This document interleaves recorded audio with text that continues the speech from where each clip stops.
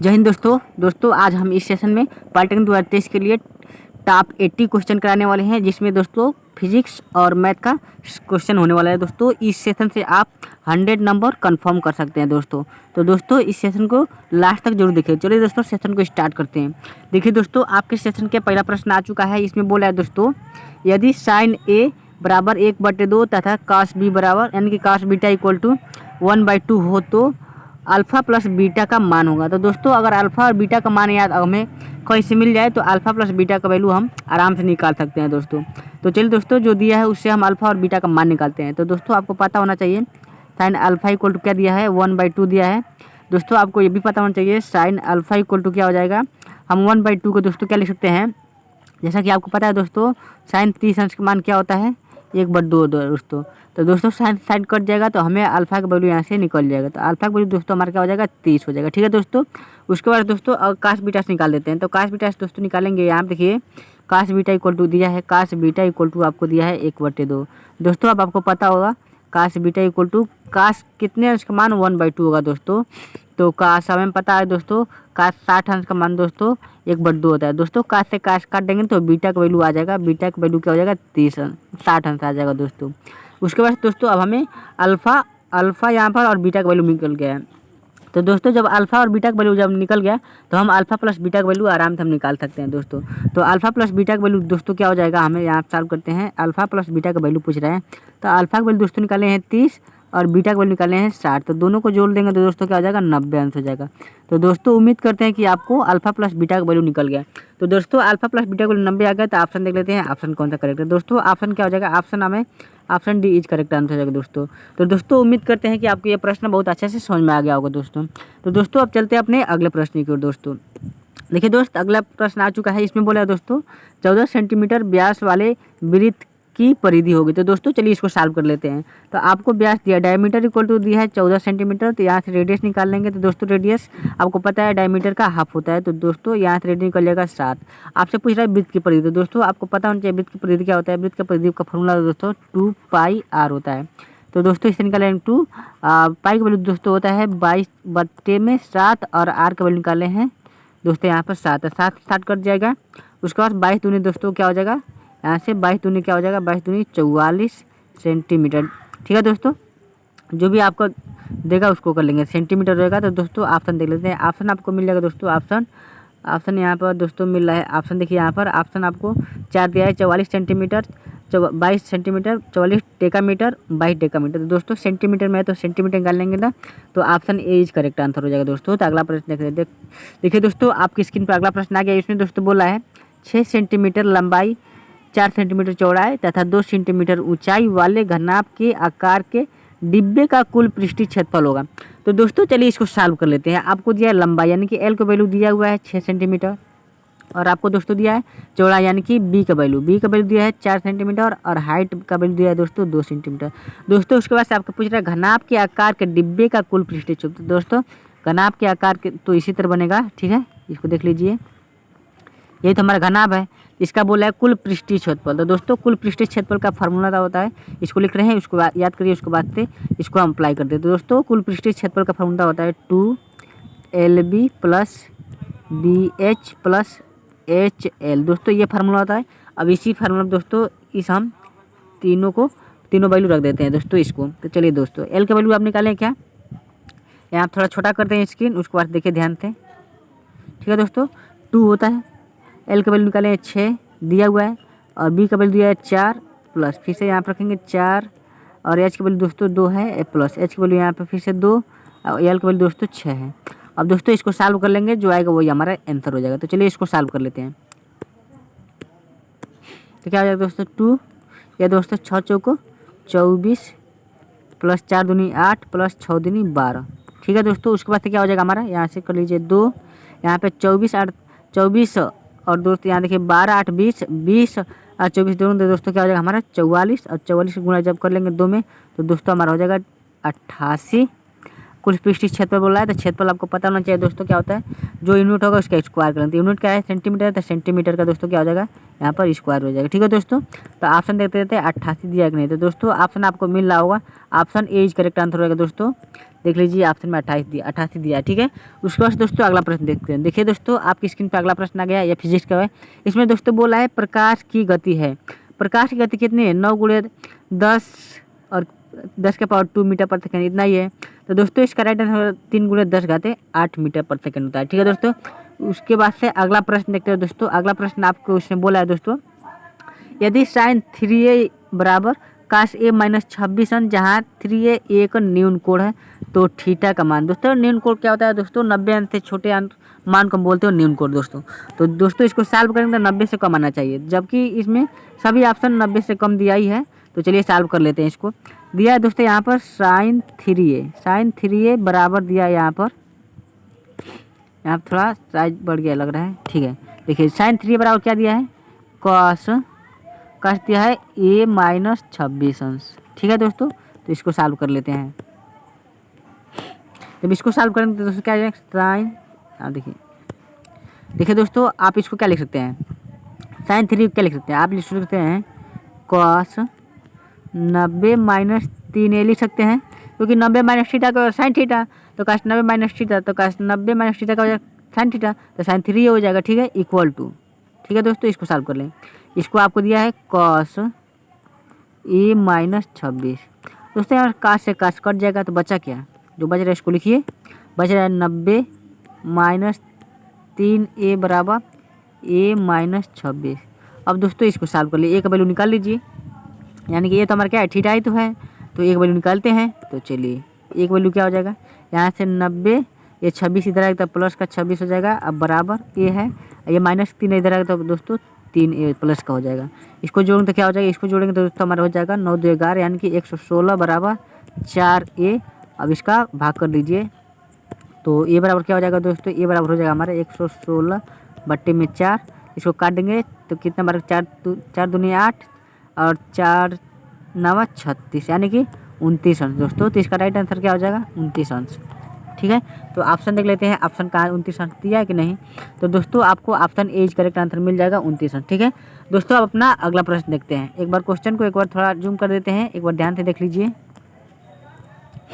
ठीक है दोस्तों, तो अगला प्रश्न देखते हैं। अगला प्रश्न दोस्तों आ गया, इसमें बोला है दोस्तों सूर्य के निकट स्थित ग्रह है, सूर्य के सबसे निकट कौन सा ग्रह है दोस्तों, तो इसका राइट आंसर हो जाएगा बुध ग्रह। ठीक है, उसके बाद से अगला प्रश्न देखते हैं। अगला प्रश्न दोस्तों इसमें बोला है बर्फ जल पर बर्फ का टुकड़ा तैरता है क्योंकि, क्यों तैरता है क्योंकि ऑप्शन दिया है बर्फ से जल वाष्प उठती है, बर्फ के भीतर वाष्प रहता है, बर्फ के घनत्व जल से अधिक रहता है, बर्फ घनत्व जल से कम है। तो दोस्तों आपको इसमें राइट आंसर दोस्तों क्या हो जाएगा, बर्फ का जो घनत्व है दोस्तों जल से कम होगा तभी तो ऊपर तैरेगा। तो इसका right answer option D is correct answer. उसके बाद से अगला प्रश्न देखते हैं। अगला प्रश्न दोस्तों आ गया, इसमें बोल रहा है दोस्तों एक ऊर्ध्वाधर स्तंभ 2√3 मीटर है तो ऊंचा है तथा उसकी परछाई की लंबाई 2 मीटर है, प्रकाश स्रोत का उन्नयन कोण निम्नलिखित में से कौन से। दोस्तों इसमें ऊंचाई और लंबाई दे दिया है और थीटा पूछ रहा है। तो दोस्तों आपको एक ऊर्ध्वाधर स्तंभ दिया है, इसकी हाइट दोस्तों 2√3 है। ठीक है, और इसके दोस्तों इसका जो परछाई बन रहा है यहाँ से 2 मीटर का बन रहा है। तो दोस्तों इसका उन्नयन कोण पूछ रहा है या थीटा पूछ रहा है। तो दोस्तों चलिए थीटा निकाल लेते हैं। जब थीटा निकाल दोस्तों क्या हो जाएगा, हमें दिख रहा है लंब और आधार का रिलेशन किससे होता है, tan से होता है। तो tan यहाँ पर थीटा बराबर क्या हो जाएगा, लंब बटे आधार, तो 2√3 अपान में आधार क्या है 2, तो 2 से 2 काट देंगे तो बचा क्या, यहाँ आप लिखिए tan थीटा बराबर √3। अब दोस्तों आपको बताना है √3 tan कितने थीटा का मान है, यानी कितने अंश का मान। तो tan थीटा बराबर दोस्तों क्या हो जाएगा, tan ये दोस्तों tan 60 अंश का मान क्या है √3, तो tan से tan कट जाएगा, थीटा का वैल्यू आ जाएगा, थीटा का वैल्यू दोस्तों आ गया 60 अंश। तो दोस्तों इसका राइट आंसर क्या हो जाएगा, ऑप्शन देख लेते हैं, ऑप्शन कौन सा दिया है दोस्तों। तो ऑप्शन देखते हैं दोस्तों, ऑप्शन 60 अंश दिया है, ऑप्शन आपको सी में मिल गया दोस्तों। ठीक है, तो अगला प्रश्न दोस्तों आप देखते हैं। देखिए दोस्तों आपकी स्क्रीन पर अगला प्रश्न आ गया, इसमें बोला है दोस्तों ओम का नियम है। तो दोस्तों ओम का नियम बताना है। ओम का नियम दोस्तों क्या होता है, V = I, यही तो नियम होता है। उसके बाद से अगला प्रश्न देखते हैं। अगला प्रश्न दोस्तों इसमें बोला है मोटर मोटर गाड़ी के चालक के सामने लगा रहता है, क्या लगा रहता है? समतल दर्पण, उत्तल दर्पण, अवतल दर्पण, उत्तल लेंस। इसमें मोटर कार के चालक के सामने बोल रहा है दोस्तों, तो उसके क्या लगता है? उत्तल दर्पण लगा होता है। ठीक है दोस्तों, उसके बाद से अगला देखते हैं। अगला प्रश्न आ गया है, इसमें बोला है दोस्तों, प्रकाश का वेग न्यूनतम कहाँ पर होता है? निर्वात में होता है, जल में, वायु में, कांच में। तो दोस्तों इसका राइट आंसर हो जाएगा कांच में। उसके बाद से अगला प्रश्न देखते हैं। अगला प्रश्न दोस्तों इसमें बोला है, मोटर मोटर कार के हेडलाइट में किसका प्रयोग होता है? दोस्तों इसमें हेडलाइट बोल रहा है, तो दोस्तों हेडलाइट में अवतल दर्पण का प्रयोग होता है। इसको याद कर लेना है दोस्तों। इसी प्रकार के क्वेश्चन आ रहे हैं पॉलिटेक्निक एंट्रेंस एग्जाम इस बार 2023 वाले में। उसके बाद से अगला प्रश्न देखिए, इसमें बोला है दोस्तों, डी व्यास वाले वृत्त की परिधि। तो दोस्तों आपको व्यास यानी कि डी का वैल्यू दिया है डी, तो परिधि बोला है, तो परिधि होता है 2πr। तो दोस्तों यहाँ से 2π, यहाँ से परिधि है ना, ये व्यास है डी वाला, तो यहाँ से रेडियस निकालेंगे दोस्तों, तो रेडियस का हो जाएगा d/2 हो जाएगा। ठीक है, तो आर की वैल्यू क्या रखेंगे? d/2। तो 2 से 2 कट जाएगा, तो दोस्तों बचे क्या? यहाँ से बचे क्या? केवल पाई और डी बच रहा है, तो पाई और डी इसका राइट आंसर हो जाएगा। तो दोस्तों पाई डी ऑप्शन सी में मिल गया है। ठीक है दोस्तों, तो अगला प्रश्न देखते हैं। अब अगला प्रश्न दोस्तों आ गया है, इसमें बोल रहा है, प्रकाश की किरण गमन करती है सीधी रेखा में, टेढ़ी रेखा में, किसी भी दिशा में, इनमें से कोई नहीं। तो दोस्तों प्रकाश की किरण जो गमन करती है हमें सीधी रेखा में गमन करती है। ठीक है दोस्तों, उसके बाद से अगला प्रश्न देखते हैं। अगला प्रश्न में बोला है दोस्तों, सिलिकॉन क्या है? विद्युत रोधक है, अर्धचालक है, चालक है या कुचालक? तो दोस्तों सिलिकॉन हमारा क्या है? अर्धचालक है। ठीक है, तो इसे याद कर लेना है। जर्मेनियम, सिलिकॉन, एंटीमनी, बिस्मथ दोस्तों क्या है? हमारे सब सिलिकॉन के अंदर आते हैं, अर्धचालक के अंदर आते हैं दोस्तों। उसके बाद दोस्तों वही प्रश्न है, इसमें बोल रहा है फिर से अगला प्रश्न आ गया दोस्तों, इसमें बोल रहा है धारिता। धारिता क्या है? धारिता इक्वल टू क्या होता है? तो दोस्तों आपको पता होना चाहिए, धारिता इक्वल टू होता है आवेश प्रति विभव, यानी कि आवेश बट्टे विभव होता है दोस्तों। इसका राइट आंसर हो जाएगा। ठीक है दोस्तों, तो अगला प्रश्न देखते हैं। अगला प्रश्न इसमें दोस्तों आ गया है, इसमें बोल रहा है विद्युत धारा का मात्रक है एम्पियर, वोल्ट, वाट, ओम। तो दोस्तों इसका राइट आंसर एम्पियर हो जाएगा। ठीक है, उसके बाद से अगला प्रश्न आ गया, इसमें धारिता का मात्रक क्या होता है? धारिता का मात्रक दोस्तों फैराड होता है। उसके बाद से अगला प्रश्न है दोस्तों, इसमें बोला है चालकता का विलोम क्या होता है? अर्धचालक होता है, सुचालक होता है, अवरोधक होता है, प्रतिरोध। तो दोस्तों चालकता का विलोम प्रतिरोध होता है। उसके बाद से अगला प्रश्न इसमें आ गया दोस्तों, इसमें बोला है रडार का उपयोग किस लिए किया जाता है? तो दोस्तों इसमें ऑप्शन दिया है, सौर विकिरण का पता लगाने के लिए, जहाजों, वायुयानों आदि को ढूंढने और मार्ग निर्देशित करने के लिए, ग्रहों को देखने के लिए, भूकंपों की तीव्रता का माप पता करने के लिए। तो दोस्तों इसका राइट आंसर होगा जहाजों, वायुयानों आदि को ढूंढना एवं मार्ग निर्देशक करने के लिए हम लोग रडार का उपयोग करते हैं। दोस्तों अगला प्रश्न देखते हैं। अगला प्रश्न इसमें बोला है दोस्तों, ग्रहों की गति का नियम किसने प्रतिपादित किया? तो दोस्तों ग्रहों के नियम का दोस्तों केपलर ने प्रतिपादित किया था। उसके बाद से अगला प्रश्न देखते हैं। अगला प्रश्न दोस्तों इसमें बोला है, सूर्य की सतह का तापमान लगभग कितना होता है? दोस्तों सूर्य की सतह का तापमान लगभग 58 डिग्री सेल्सियस होता है दोस्तों। कहीं कहीं इसका 6000 डिग्री सेल्सियस भी लिखा होता है। अभी आगे प्रश्न में मिलेगा, उसे देखिएगा दोस्तों। अगला प्रश्न इसमें बोल रहा है 8 सेंटीमीटर भुजा वाले घन का पृष्ठीय क्षेत्रफल कितना होता है? तो दोस्तों घन का पृष्ठीय क्षेत्रफल होता है 6a²। तो 6 ए का वैल्यू दिया है, ए मतलब भुजा तो क्या दिया? 8 की स्क्वायर करने 64। अब इसका गुणा कर लेंगे तो दोस्तों क्या हो जाएगा? 8 चौको 32, 4 चौको 24 ना, 6 चौको 24 और 6 4 36, 37, 38, यानी कि 384 क्या हो जाएगा? 384 सेंटीमीटर स्क्वायर। तो दोस्तों option D is correct answer हो जाएगा। ठीक है दोस्तों, तो अगला प्रश्न आप देखते हैं दोस्तों। अगला प्रश्न आ गया, इसमें बोल रहा है नेपच्यून की खोज दोस्तों गैलेन की था। इसको याद कर लेना है। उसके बाद से अगला प्रश्न में बोला है दोस्तों 12 सेंटीमीटर भुजा, 12 सेंटीमीटर लंबाई, 3 सेंटीमीटर चौड़ाई और 1 सेंटीमीटर ऊंचाई वाले घनाभ का आयतन। दोस्तों घनाभ का आयतन क्या होता है?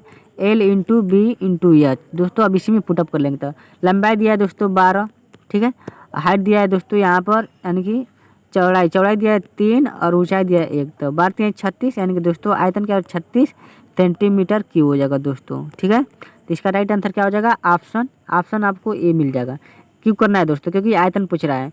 जब आयतन पूछेगा तो सेंटीमीटर क्यूब करेंगे, जब क्षेत्रफल पूछेगा तो सेंटीमीटर स्क्वायर, यानी जो भी यूनिट होगा उसका स्क्वायर करेंगे। आयतन पूछेगा जो भी यूनिट होगा उसका क्यूब करेंगे। ठीक है दोस्तों, तो इसका राइट आंसर क्या हो जाएगा? Option A is correct answer हो जाएगा। ठीक है दोस्तों, अगला प्रश्न देखते हैं। अगला प्रश्न आ गया है, इसमें बोला है ब्लैक होल के सिद्धांत को प्रतिपादित किसने किया? तो दोस्तों सीवी रमन ने, एच जे भाभा ने, एस चंद्रशेखर ने, एस खुराना। तो दोस्तों इसका राइट आंसर एस चंद्रशेखर ने। ठीक है दोस्तों, उसके बाद अगला प्रश्न इसमें बोला है सौरमंडल का सबसे बड़ा ग्रह। तो दोस्तों सबसे बड़ा नाम जिसका होगा वही दोस्तों क्या हो जाएगा? सौरमंडल का सबसे बड़ा ग्रह हो जाएगा। ट्रिक दोस्तों याद करना है ट्रिक से। उसके बाद सबसे अगला प्रश्न आ गया, इसमें बोला है दोस्तों एक क्षण चुंबक द्वारा उत्पन्न चुंबकीय बल दिखाए हैं। कैसे? चुंबक पिंड के अंदर प्रतिच्छेद करती हैं, केवल उद्घाटन बिंदु पर प्रतिच्छेद करती हैं, केवल उत्तरी एवं दक्षिण ध्रुव पर प्रतिच्छेद करती हैं, वह बिल्कुल प्रतिच्छेद नहीं करती है। दोस्तों इसका right answer option D is correct answer हो जाएगा। उसके बाद से अगला प्रश्न इसमें बोलता है एक समतल दर्पण की वक्रता त्रिज्या क्या है। दोस्तों समतल दर्पण की वक्रता त्रिज्या क्या होती है? अनंत होती है। ठीक है दोस्तों। उसके बाद से अगला प्रश्न में बोला है जल से भरे एक बीकर में एक सिक्का ऊपर उठा प्रतीत होता है, यह परिघटना किस गुण के कारण होती है? दोस्तों यह परिघटना प्रकाश के अपवर्तन के कारण होती है, इसे याद कर लेना है। उसके बाद से अगला प्रश्न देखते हैं टेलीविजन का आविष्कार किसने किया? तो दोस्तों टेलीविजन का आविष्कार जे.एल. बेयर्ड ने किया था। ठीक है दोस्तों, इसको याद करना है। उसके बाद गुरुत्वाकर्षण नियमों को आविष्कारक कौन है? दोस्तों इसको सबको पता होगा, न्यूटन ने गुरुत्वाकर्षण की खोज की थी। उसके बाद अगला प्रश्न बोला है सौर मंडल का सबसे छोटा ग्रह, सबसे छोटा नाम सबसे छोटा ग्रह यानी कि बुध ग्रह। ठीक है दोस्तों। और सबसे बड़ा नाम सबसे बड़ा ग्रह यानी कि बृहस्पति। ठीक है। उसके बाद अगला दोस्तों इसमें बोला है एक अवतल दर्पण के वक्रता केंद्र पर रखे वस्तु का प्रतिबिंब कहाँ बनेगा? दोस्तों अवतल दर्पण के वक्रता केंद्र पर रखे वस्तु का प्रतिबिंब वक्रता केंद्र पर ही बनता है दोस्तों। ठीक है। उसके बाद अगला प्रश्न में बोला है किसी घनाभ के आधार का क्षेत्रफल 24 मीटर स्क्वायर तथा ऊंचाई 3 मीटर है, तो इसका आयतन क्या हो जाएगा दोस्तों? तो चलिए इसको सॉल्व कर लेते हैं। आधार का क्षेत्रफल दोस्तों देखिए ये घनाभ बनाते हैं, पहले इसको समझिए उसके बाद इसको सॉल्व कर लेंगे।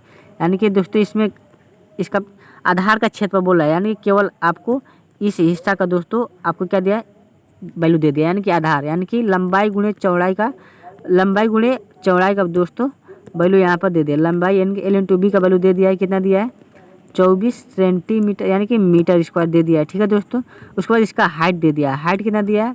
हाइट आपको दिया है दोस्तों h बराबर 3 सेंटीमीटर। इसका दोस्तों आयतन पूछ रहे हैं, तो आयतन का फार्मूला भी पिछले क्वेश्चन बताए हैं, L/B/H होता है। तो दोस्तों इसमें आपको L/B का वैल्यू दे दिया है, L/B का वैल्यू दिया है 24, तो रख लेते हैं L/B की जगह 24 और हाइट दिया है दोस्तों 3, तो 3 से गुणा कर लेंगे तो दोस्तों जो आएगा वही राइट आंसर हो जाएगा। तो 24 का गुणा 3 में करें तो 3 चौको 12, 3 दूनी 6 1 7, तो 72 सेंटीमीटर की हो जाएगा, क्योंकि आयतन पूछ रहा है। तो दोस्तों इसका राइट आंसर 72 सेंटीमीटर की। ऑप्शन देख लीजिए, ऑप्शन यहाँ पर सेंटीमीटर है ना, तो मीटर की दोस्तों हो जाएगा। ठीक है, सेंटीमीटर नहीं होगा मीटर की हो जाएगा, क्योंकि आपको मीटर दिया है यूनिट। उसके बाद दोस्तों अगला प्रश्न देखते हैं। अगला प्रश्न इसमें बोला है दोस्तों आधार की त्रिज्या 7 सेंटीमीटर तथा ऊंचाई 15 सेंटीमीटर वाले लंबवृत्तीय बेलन का आयतन होगा। तो दोस्तों लंबवृत्तीय बेलन का आयतन क्या होता है? यहाँ पर सबसे जो दिया है उसको लिखेंगे। आर का वैल्यू दिया है 7 सेंटीमीटर, ऊंचाई दिया है यानी कि एच का वैल्यू दिया है दोस्तों 15 सेंटीमीटर। तो दोस्तों आयतन क्या होता है? तो आयतन होता है पाई आर स्क्वायर एच। इसमें सॉल्व करेंगे तो दोस्तों देखते हैं क्या हो जाएगा। पाई की वैल्यू 22/7 रखिए, आर का वैल्यू दिया है 7, तो स्क्वायर तो 2 बार 7 लिखेंगे, हाइट की वैल्यू दिया है 15। तो दोस्तों 7 से 7 कट जाएगा, 15 7 105, 105 के गुणा 22 में कर लेते हैं दोस्तों, तो 22 गुणे 105। चलिए इसको सॉल्व करिए। तो दोस्तों चलिए यहाँ पर मल्टीप्लाई करते हैं, इसको ध्यान देखिए। 105 का दोस्तों गुणा करेंगे 22 में, 2 5 10, 2 1 में 2। ठीक है, तो 210 हो रहा है ना, जोड़िए 0 1 3 2, यानी कि 2310 हो रहा है दोस्तों। तो 2310 क्या हो जाएगा? इसमें क्या पूछा है दोस्तों? इसका आयतन 2310 क्या हो जाएगा? सेंटीमीटर की हो जाएगा दोस्तों। तो इसका राइट आंसर क्या हो जाएगा? यहाँ पर ऑप्शन डी आपको देखने को मिल रहा है दोस्तों, सेंटीमीटर की। ठीक है दोस्तों। उसके बाद अगला प्रश्न देखते हैं। फार्मूला दोस्तों जरूर याद कर लीजिएगा। इसमें बोला है दोस्तों रेडियोधर्मिता मापी जाती है, तो दोस्तों इसका राइट आंसर क्या हो जाएगा? पोलरीमीटर। ठीक है दोस्तों, इसको याद कर लेना है। उसके बाद अगला प्रश्न देखते हैं। आकाश का रंग नीला प्रतीत होता है किसके कारण? विवर्तन कारण, अपवर्तन कारण, प्रकीर्णन कारण, प्रवर्तन कारण। तो दोस्तों आकाश का रंग आपको पता है प्रकीर्णन के कारण नीला होता है। उसके बाद अगला प्रश्न देखते हैं। समुद्र नीला कैसे प्रतीत होता है दोस्तों? आकाश तो पता है प्रकीर्णन कारण, लेकिन समुद्र कैसे होता है? अधिक गहराई कारण होता है क्या? कि आकाश के प्रवर्तन तथा जल के कणों द्वारा प्रकाश के प्रकीर्णन के कारण, जल के नीले रंग के कारण, जल के उपस्थित के कारण। तो दोस्तों इसका right answer option B is correct answer है। ठीक है दोस्तों, आकाश के परिवर्तन तथा जल के कणों द्वारा प्रकाश की प्रकीर्णन कारण होता है। उसके बाद अगला प्रश्न दोस्तों इसमें बोला है पृथ्वी के केंद्र पर गुरुत्वाकर्षण तीव्रता का मान कितना होता है? तो दोस्तों पृथ्वी के केंद्र पर गुरुत्वाकर्षण तीव्रता का मान क्या होता है? अनंत होता है। उसके बाद अगला प्रश्न देखते हैं। अगला प्रश्न दोस्तों इसमें बोला है एक गतिशील पिंड में नहीं होता है, क्या नहीं होता है? वेग नहीं होता है, संवेग नहीं होता है, गतिज ऊर्जा नहीं होता है, स्थितिज ऊर्जा। तो दोस्तों जब गतिशील पिंड हो तो अब सी बात है वेग होगा जरूर, संवेग भी होगा, गतिज ऊर्जा होगा, लेकिन उसमें स्थितिज ऊर्जा कहीं भी उत्पन्न नहीं होगी दोस्तों, क्योंकि गति में है तो स्थितिज ऊर्जा उसमें उत्पन्न ही नहीं होगी। उसके बाद अगला प्रश्न देखते हैं। अगला प्रश्न दोस्तों इसमें बोला है सूर्य के ताप को मापा जाता है प्लेटिनम थर्मोमीटर से, गैस थर्मोमीटर से, पायरोमीटर से, वाष्प दाब थर्मोमीटर से। तो दोस्तों इसका राइट आंसर हो जाएगा पायरोमीटर से सूर्य के ताप को मापा जाता है। उसके बाद अगला प्रश्न देखते हैं। अगला प्रश्न दोस्तों बोला है -40 डिग्री फ़ारेनहाइट का मान कितने डिग्री सेल्सियस के बराबर होता है। तो दोस्तों -40 डिग्री सेल्सियस और -40 डिग्री फ़ारेनहाइट दोनों इक्वल होते हैं, दोनों के मान बराबर होते हैं दोस्तों। उसके बाद दोस्तों अगला प्रश्न दोस्तों इसमें बोला है सूर्य की सतह पर तापमान कितना होता है। तो दोस्तों अभी बताएं पिछले क्वेश्चन में कहीं कहीं देता है 5800 डिग्री सेल्सियस, कहीं कहीं 6000। ठीक है दोस्तों, तो इसका राइट आंसर ये हो जाएगा। उसके बाद अगला प्रश्न दोस्तों सौरमंडल का सर्वाधिक विशाल ग्रह, सबसे बड़ा नाम सबसे विशाल ग्रह, ठीक है, बृहस्पति। उसके बाद अगला प्रश्न घरेलू विद्युत परिपथ में उदासीन तार का रंग कैसा होता है। दोस्तों घरेलू विद्युत परिपथ में जब वायरिंग होता है तो उसको उदासीन तार को हम ब्लैक रंग से डिवोट करते हैं। उसके बाद अगला प्रश्न देखते हैं। अगला प्रश्न दोस्तों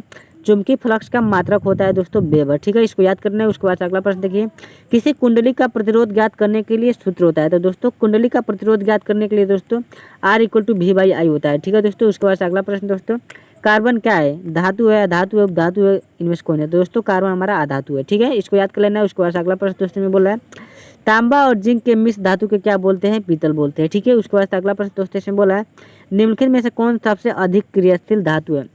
तो दोस्तों सबसे अधिक क्रियाशील धातु आपको सोडियम मिल जाएगा। उसके बाद अगला प्रश्न में बोला है फ्लेमिंग के वाम हस्त नियम में अंगूठा किसकी दिशा को संकेत करता है। तो दोस्तों फ्लेमिंग के बाएं हाथ के नियम में अंगूठा में बल की दिशा को संकेत करता है। उसके बाद अगला प्रश्न दोस्तों इसमें बोला है हेमेटाइट किस धातु का अयस्क है। तो दोस्तों हेमेटाइट फेरस का यानी कि लोहा का अयस्क है। उसके बाद अगला प्रश्न देखते हैं 7 सेंटीमीटर भुजा वाले घन वर का परिमाप क्या होता है। तो दोस्तों वर का परिमाप होता है 4 × भुजा, ठीक है दोस्तों। तो 4 × 7 = 28 हो जाएगा, तो 28 सेंटीमीटर दोस्तों हो जाएगा, ठीक है। उसके बाद से अगला प्रश्न देखते हैं। अगला प्रश्न दोस्तों इसमें बोला निम्नलिखित में से कौन निष्क्रिय गैस है। तो दोस्तों निम्नलिखित में से हाइड्रोजन, हीलियम, ऑक्सीजन, CO2। तो दोस्तों हीलियम आपका राइट आंसर हो जाएगा। उसके बाद से अगला प्रश्न दोस्तों इसमें बोला है विद्युत बल्ब का तंतु किस धातु का बना होता है, लोहे का, टंगस्टन का, तांबे का, सोने का। तो दोस्तों इसका राइट आंसर हो जाएगा टंगस्टन का। उसके बाद से अगला प्रश्न दोस्तों देखते हैं।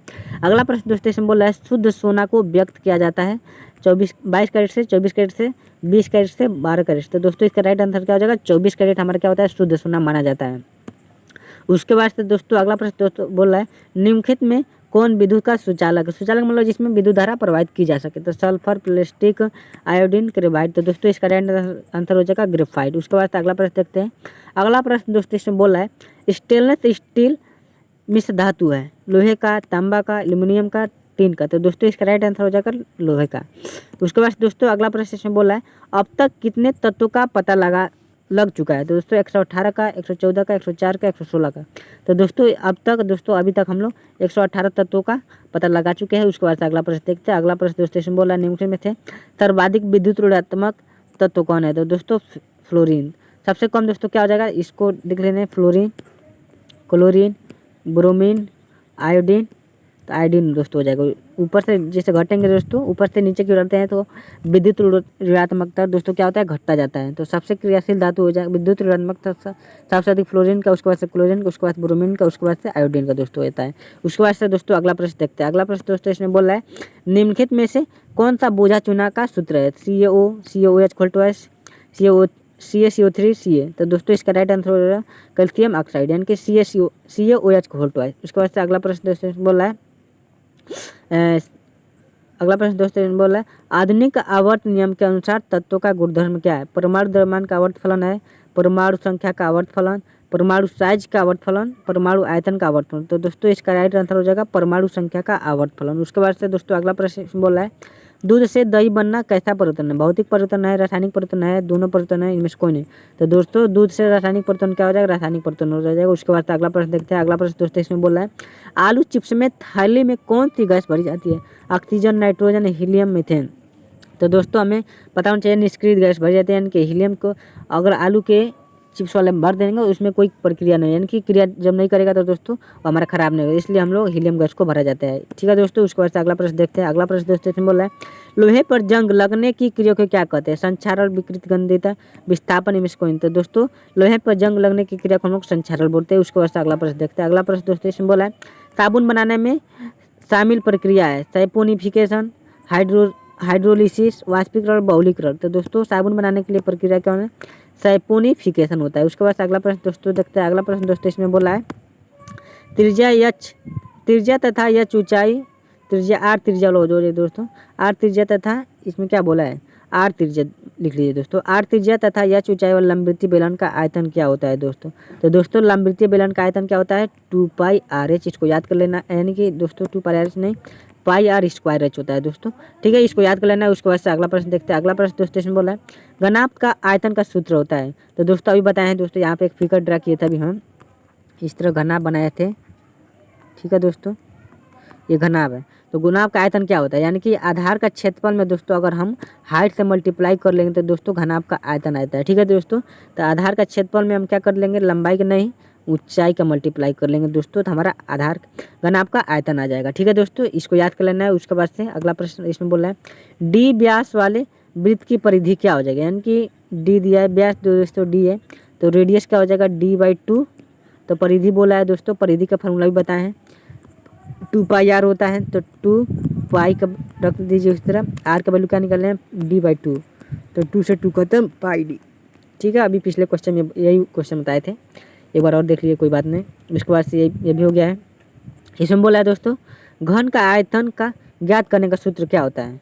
तो घन का आयतन दोस्तों सूत्र क्या होता है? घन का आयतन करने के लिए दोस्तों भुजा का क्यू होता है, इसमें गलत कर दिया है। ठीक है दोस्तों, यहाँ पे भुजा का क्यू कर लीजिए। ठीक है, यानी कि भुजा का क्यू होता है, घन का आयतन निकालने हैं तो भुजा का क्यू यानी कि एक क्यू। ठीक है, इसको याद कर लेना है, इसमें ऑप्शन गलत दे दिया है। ठीक है, अगला प्रश्न देखते हैं। अगला प्रश्न दोस्तों इसमें बोला है 20 सेंटीमीटर आधार और 5 सेंटीमीटर संगत ऊंचाई वाले समांतर चतुर्भुज का क्षेत्रफल क्या होगा? तो दोस्तों आपको ये ऐसे डब्ल्यू में दे रहे हैं, ये आपका होमवर्क रहेगा, इसको कमेंट बॉक्स में जरूर इसका क्षेत्रफल निकाल के बताएं दोस्तों। तो दोस्तों क्वेश्चन समझ में सभी आ गए होंगे, तो सभी वीडियो क्या करेंगे? वीडियो को लाइक कर लेंगे, चैनल पर नहीं तो चैनल को सब्सक्राइब कर लेंगे, और दोस्तों कमेंट बॉक्स में जरूर बताना है ये वीडियो कैसा था। तो दोस्तों इसको सॉल्व करके भी कमेंट बॉक्स में जरूर बताइएगा दोस्तों। तो मिलते हैं दोस्तों अगले सेशन में। जय हिंद।